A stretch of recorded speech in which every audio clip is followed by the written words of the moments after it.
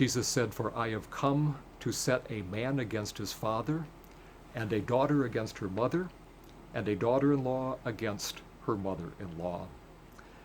As I heard these words read in worship yesterday, I thought, well, that's quite the gospel lesson to be heard on Father's Day.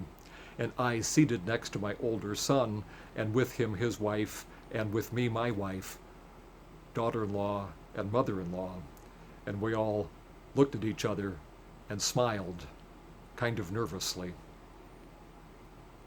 And these were not the only difficult things in the lessons yesterday. Jeremiah complained that he felt deceived by God. He had assumed that being God's prophet was going to be one success after another and sort of glamorous, and it turned out to be just the opposite.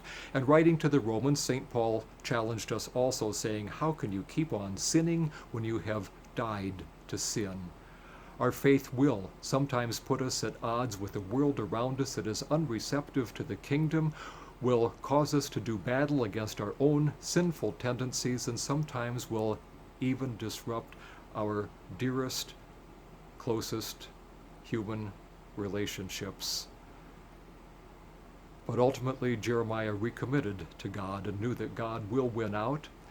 And St. Paul said, we are dead to sin only because we have been made alive together with Christ, and Jesus wants us to know that nothing could be more important to us than our relationship with Him, and we should fear nothing except losing Him, and that God would not let that happen, but that those who seek life on their own terms will lose it, but those who seek life in Him will find it.